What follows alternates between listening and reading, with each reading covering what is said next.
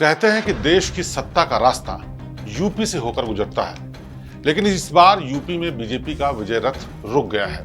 BJP ने यहां पर बेहद खराब प्रदर्शन किया और केवल 33 सीटों पर ही सिमट गई। ये बीते एक दशक में बीजेपी का सबसे खराब परफॉर्मेंस रहा है। यूपी के साथ ही राजस्थान, हरियाणा, कर्नाटक और पश्चिम बंगाल में बीजेपी ने खराब प्रदर्शन किया, जिसकी वजह से पूर्ण बहुमत से दूर रह गई बीजेपी।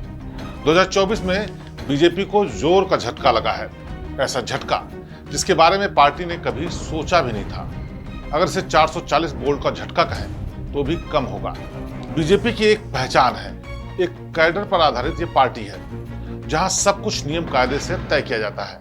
बाकायदा भविष्य को ध्यान में रखकर लीडरशिप तैयार की जाती है। पार्टी के संगठन में कौन क्या जिम्मेदारी संभालेगा, ये भी एक सिस्टम की तरह होता है, और इस सिस्टम का नाम है आरएसएस, यानी राष्ट्रीय स्वयंसेवक संघ। बीजेपी में संघ तय करता है कि पार्टी किस तरह फंक्शन करेगी और कौन कौन से मुद्दों को लेकर पार्टी को आगे बढ़ना है। किस राज्य में कौन नेता किस भूमिका में रहेगा, यह भी संघ ही तय करता है। बीजेपी के लिए प्रचार प्रसार का असली काम भी संघ के कार्यकर्ता ही करते हैं। लेकिन 2024 में बीजेपी की कई राज्यों में बुरी हार के बाद ये सवाल उठ रहे हैं कि इस बार के चुनाव में संघ की आखिर भूमिका क्या रही। क्या संघ ने बीजेपी के लिए जमीन पर काम किया या नहीं किया? क्या संघ ने बीजेपी के लिए उम्मीदवार तय किए या नहीं किए? क्या संघ ने इस बार बीजेपी के लिए चुनाव का एजेंडा तय किया या नहीं किया?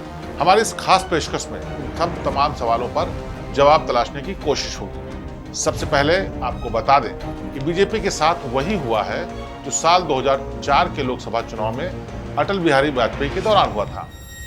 संघ ने अटल बिहारी वाजपेयी की सरकार से खफा होकर चुनाव में दूरी बना ली थी, जिसके बाद बीजेपी की लोकसभा चुनाव में बुरे तरह हार हुई थी। तब आरएसएस बीजेपी सरकार से कई वजहों से नाराज थी, जिनमें सबसे बड़ी वजह दूसरी पार्टी के नेताओं को बीजेपी में शामिल करना था। सबसे बड़ी वजह यही थी कि तमाम ऐसे नेता बीजेपी में आ गए थे जिसको संघ नहीं चाहता था। माना यह जा रहा है कि 2004 की गलती को बीजेपी ने 2024 में एक बार फिर से दोहरा दिया है। इसी वजह से बीजेपी की ऐसी दुर्गति हुई है। सबसे पहले बात करते हैं 2024 में बीजेपी और संघ के बीच की दूरी की। हाल के सालों में सफलता के घोड़े पर सवार बीजेपी को लग रहा था कि अब उन्होंने अपनी पार्टी का ऐसा इकोसिस्टम तैयार कर दिया है कि इसमें संघ की मदद की अब कोई जरूरत नहीं पड़ेगी, जिसके चलते बीजेपी का हर फैसला पार्टी के दो बड़े नेता लेने लगे। इन्हीं दोनों नेताओं के इर्द गिर्द पार्टी घूमने लगी, जिसका खामियाजा बीजेपी को इस बार के लोकसभा चुनाव में उठाना पड़ा। बीजेपी की कामयाबी की कहानी संघ ही लिखता है, ये किसी से छिपा नहीं है। लेकिन संघ को नजरअंदाज करने की गलती बीजेपी को भारी पड़ गई। बीजेपी के इन दो नेताओं ने जिस तरह से संघ को दरकिनार किया, इसी का खामियाजा भी बीजेपी को भुगतना पड़ा है, ऐसा माना जा रहा है। 2014 और 2019 में आरएसएस ने बीजेपी उम्मीदवारों को जिताने के लिए पूरी ताकत झोंक दी थी। संघ और बीजेपी का चोली का दामन का साथ रहा है। माना जाता रहा है कि बीजेपी की उपलब्धियों को जनता तक पहुंचाने और कार्यकर्ताओं को प्रशिक्षित करने में भी संघ की भूमिका होती है। लेकिन इस बार लोकसभा चुनाव में दोनों दूर दूर रहे, बल्कि यूं कहा जा सकता है कि बीजेपी ने संघ का सहयोग मांगा ही नहीं। पूरे देश में फैले और आम लोगों के बीच सामाजिक कार्यों में लगे आरएसएस के प्रचारक और स्वयंसेवक चुनाव प्रक्रिया के दौरान पूरी तरह से निष्क्रिय दिखे, जिसके चलते बीजेपी को इतना नुकसान उठाना पड़ा। इसके पहले 2004 के लोकसभा चुनाव में आरएसएस के स्वयंसेवकों की ऐसी निष्क्रियता देखने को मिली थी, जिसकी वजह से इंडिया शाइनिंग के नारे के बावजूद बीजेपी को सत्ता से बाहर होना पड़ा था। तमाम एग्जिट पोल के नतीजे और उनके कयास भी झूठे निकल गए थे। कहा यह जा रहा है कि संघ को मोदी के नेतृत्व पर कोई आपत्ति नहीं थी, लेकिन बीजेपी ने इस बार संघ के सहयोग के बिना ही अब की बार 400 पार के लक्ष्य को हासिल करने का फैसला किया। यह फैसला औंधे मुंह गिरता नजर आया। माना जा रहा है कि बीजेपी ने इस बार लोकसभा चुनाव में दूसरे दलों से आए 100 से ज्यादा लोगों को टिकट दे दिया।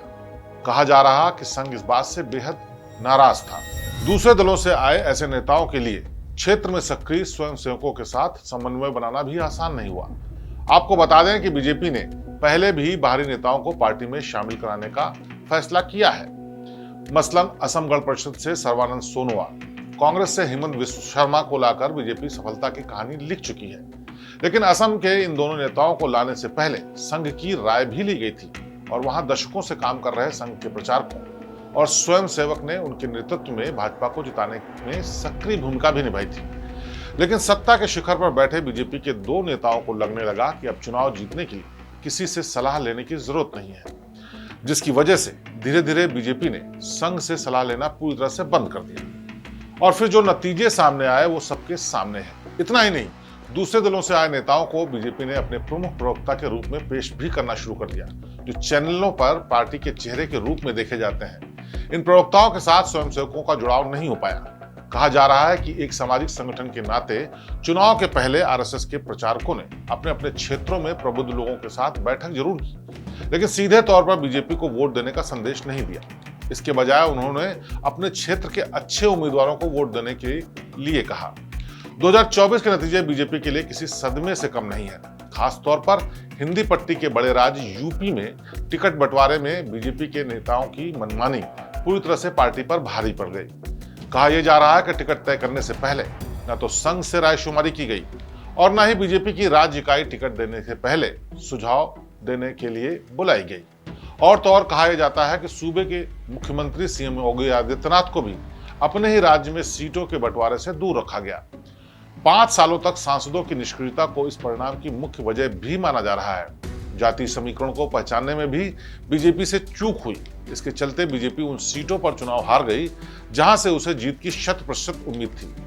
वहीं चुनाव के पहले चरण से ही पेपर लीक मामले को चुनावी मुद्दा बनाकर युवाओं को कांग्रेस और सपा ने अपने पक्ष में करना शुरू कर दिया था। इस मुद्दे को कांग्रेस अध्यक्ष मल्लिकार्जुन खड़गे, राहुल गांधी, सपा अध्यक्ष अखिलेश यादव सहित पूरे विपक्ष ने सातों चरणों में हर मौके पर उठाया। दूसरी तरफ बीजेपी ने इस मसले में अपना पक्ष रखने की भी जरूरत नहीं समझी। युवाओं में यह बड़ा फैक्टर बना और इसका नुकसान बीजेपी को उठाना पड़ा।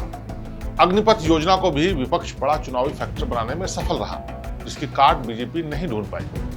विपक्ष की तरफ से उछाले गए संविधान बदलने और आरक्षण समाप्त करने के मुद्दे को भी बीजेपी नहीं संभाल पाई। वहीं मुफ्त अनाज योजना सहित केंद्र की अन्य योजनाओं से मतदाता प्रभावित जरूर थे, लेकिन कांग्रेस ने 5 के बजाय 10 किलो अनाज मुफ्त में देने की घोषणा कर दी और बीजेपी को इस मुद्दे पर भी पीछे ढकेल दिया। सपा की आटा और डाटा मुफ्त देने की योजना का भी असर मतदाताओं पर हुआ। वहीं राम मंदिर का मुद्दा ज्यादा प्रभावशाली नहीं रहा। लोगों की भावनाओं से जुड़े राम मंदिर के मुद्दे से बीजेपी को काफी उम्मीदें थीं। अधिकतर सीटों पर प्रचार के दौरान राम मंदिर के मुद्दे को बीजेपी ने उठाया भी, लेकिन इसका लाभ पार्टी को चुनाव में नहीं मिल पाया। वहीं बीजेपी ने बूथ प्रबंधन के प्रयास सबसे पहले शुरू किए थे, लेकिन जमीनी स्तर पर ये उतर ही नहीं सका। 1.6 लाख बूथों में सभी पर बीजेपी ने प्रभारी तैनात किए थे। इनका प्रशिक्षण भी करवाया गया। दूसरी ओर कांग्रेस केवल 80,000 बूथों पर ही अपने प्रभारी तैनात कर पाई थी, लेकिन वो सक्रिय रहे। बहरहाल संघ की दूरी से बीजेपी को नुकसान पहुंचा है, जिसके चलते बीजेपी का तीसरी बार पूर्ण बहुमत का सपना अधूरा रह गया। कहा जाता है कि जिस डाल पर बैठे हों उसे काटना नहीं चाहिए, वरना परिणाम क्या होता है ये सब जानते हैं। बीजेपी के साथ शायद ऐसा ही कुछ हुआ। संघ से दूरी उनके लिए भारी पड़ गई और कार्यकर्ताओं का पूरा जो मनोबल था वो भी कमजोर पड़ गया। दूसरी तरफ कई ऐसे फैसले किए गए जो कि बीजेपी को कमजोर कर रहे थे, चाहे वो टिकट बंटवारे को लेकर के किए गए फैसले हों या फिर बाहर से लाए जाने वाले नेताओं के फैसले हों, चाहे उनको टिकट दिए जाने के फैसले हों या फिर पुराने नेताओं के टिकट काटने के फैसले हों। सब ये बातें थी जो धीरे धीरे बीजेपी के लिए नुकसानदेह साबित हो रही थी।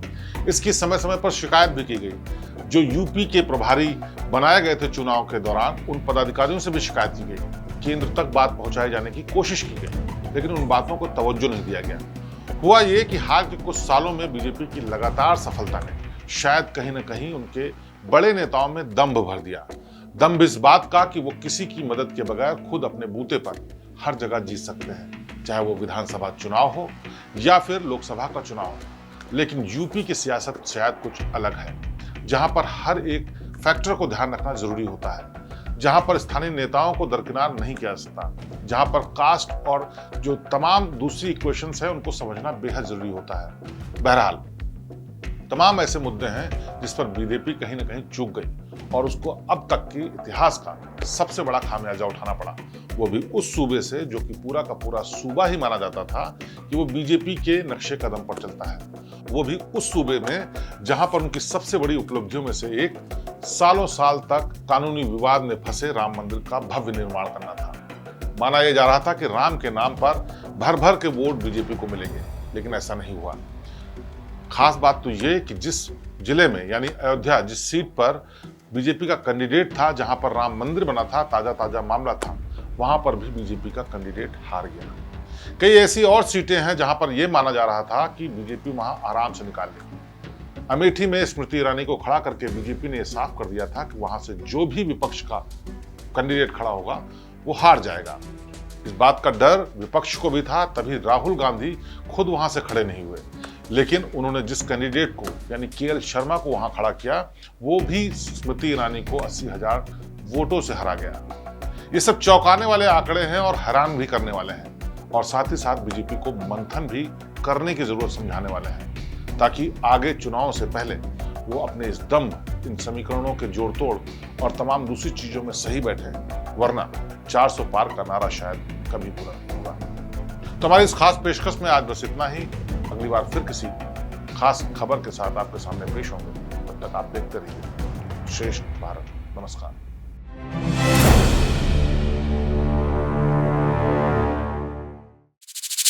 यूपी की हर खबर देखने और उनसे अपडेट रहने के लिए हमारे चैनल श्रेष्ठ यूपी को सब्सक्राइब और लाइक करें। साथ ही बेल आइकन को दबाना ना भूलें, जिससे हमारे हर वीडियो की जानकारी आप तक पहुंचती रहे।